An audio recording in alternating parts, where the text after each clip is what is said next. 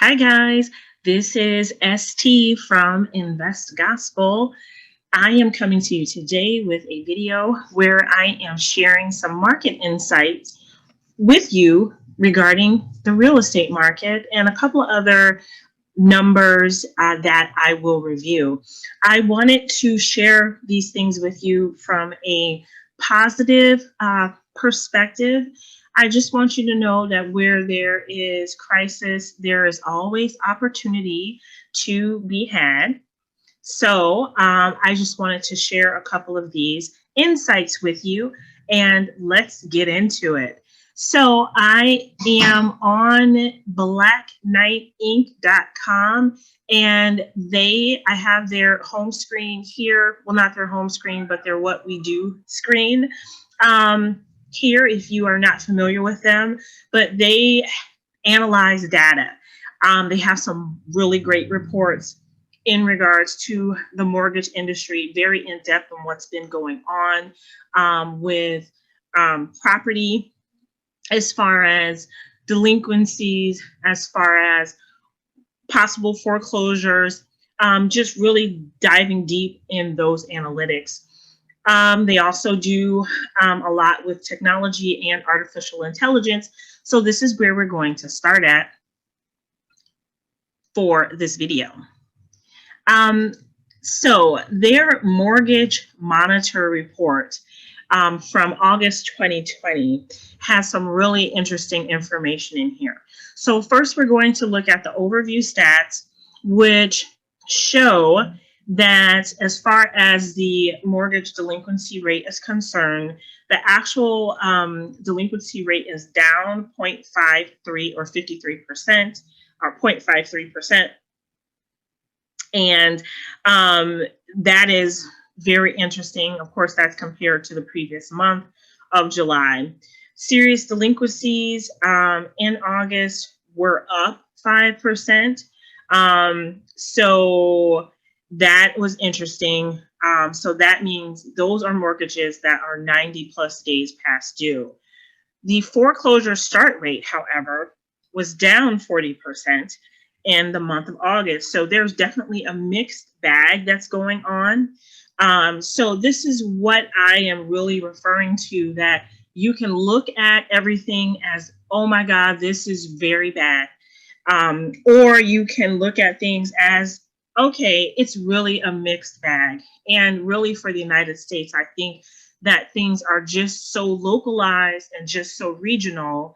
But imagine if there was a national, if there was a continued national shutdown due to the COVID-19 pandemic.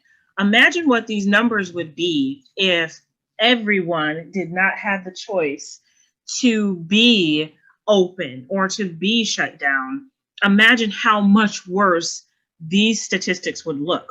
So yes, I mean, really imagine how much worse this would be if there was a continued prolonged national shutdown where only essential workers could go to work and businesses had to be closed. And imagine the absolute havoc that would be wreaked upon the whole economy of the United States, and how much of a depression we would actually be in.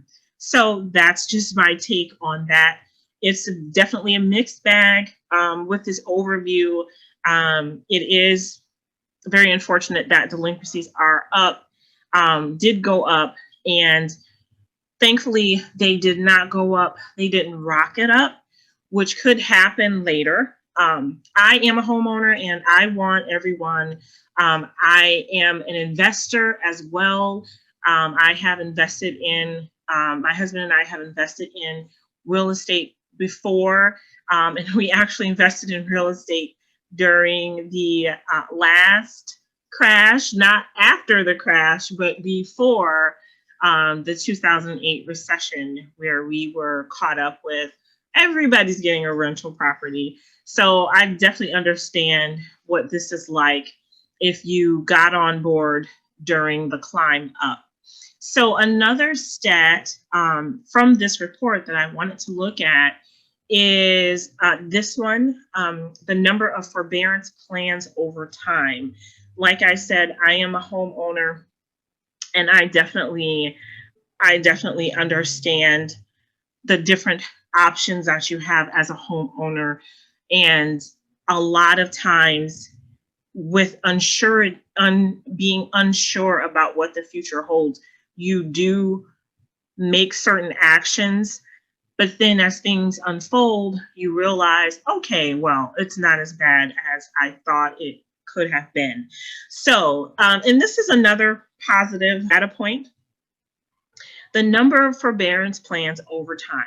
So the blue line is mortgages that were in forbearance, just period. If you ever requested a forbearance, this is the number that includes anybody that ever requested it, or people that are currently in it. It's just everybody all together. And you see that line goes up a little above the 6 million mark. So then the green line is people that are still actively in forbearance. Um, and you see how that number has really gone down to under 4 million. So the note here on this particular chart says, of the 6.1 million borrowers who have been in COVID-19 related forbearance plans, 41% have exited, with the vast majority of those 1.8 million. The vast majority is 1.8 million, and they're currently performing on their mortgages. So those people could have done a couple of different things. So the second note on that chart is that another 6% have paid off their mortgage in full, either through refinancing or the sale of their home. So people realizing that they do have options. If they were in a position where they actually had a lot of equity in their house, they were like, okay, well, I'm going to refinance, I'm going to pull out this equity, and then I'm going to be set for a while. For people that were like, you know what, maybe this house that I have is not really the right option for me. Maybe I need to get something smaller. Maybe I need to get something less expensive. Maybe I just need to do some different stuff other than stay in this house. And they just sold their homes. So that definitely is affecting other things. But I think that's very positive with this number coming down so much, of people that are in forbearance. I just really love that. So the second chart on the page is a breakdown of the active forbearance, like what's been happening with that. So the note on that chart is 267,000 currently remain past due on their mortgages, which of the whole pot is just 4%, but are in active loss mitigation, suggesting that they are working with their servicer to get back to a current status. So that's actually good. And then it says just 54,000 loans are past due and not in active loss mitigation, and 70% of these were already delinquent in February before the pandemic began to impact mortgage performance. So that is that particular stat there. I'm also going to show you another stat just in regards to unemployment numbers. And I just have to get to that page. So this is Y charts, and they do a lot of data analysis. They take their information straight from the Bureau of Labor and Statistics. So I just want you to see that, like I mentioned earlier, things are very regionalized right now with this pandemic, and where some areas are doing well, other areas are not doing well, where some areas are seeing people migrate from those areas, from those probably more expensive areas, areas that were expensive before the pandemic came. I think those are the areas that are seeing the biggest loss of actual people that were like, man, I barely afforded this before this pandemic came along, and I have been impacted My ability to afford this now has been impacted from the pandemic, so I'm going to move. Or it may be people that are seeing that don't want, they can still afford it, but they just don't want to continue to be there in that location. So here is a list of unemployment rates throughout the country. So this is another thing that is definitely a factor, and that's with businesses.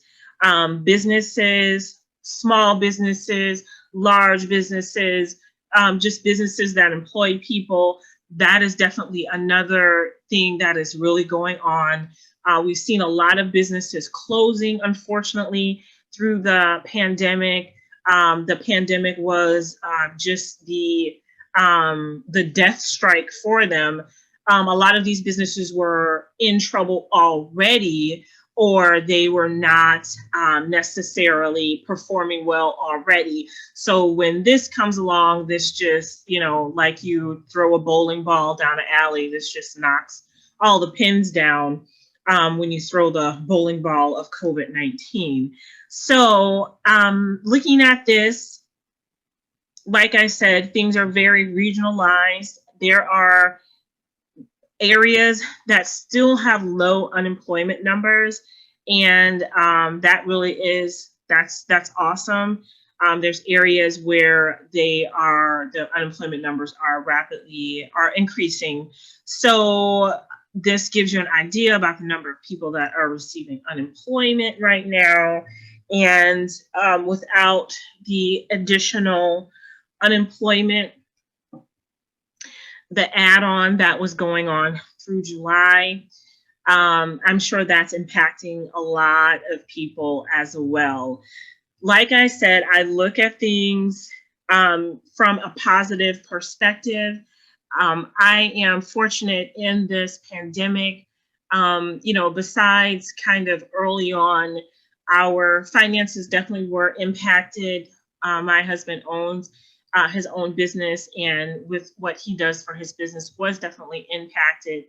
Our state had a stay-at-home order, and that impacted him. I have been impacted as well through pay cut for my work that I do when I work for a corporation, and it's just been a real roller coaster with them as far as their performance as a company. However, I feel like we are in a really good place right now. And I just have to say that, through everything that has happened, that we've been in a situation where we are very, very blessed through this pandemic. And I pray the same thing for you as well. Thanks a lot for stopping by, and let me know your thoughts on this content. Thank you.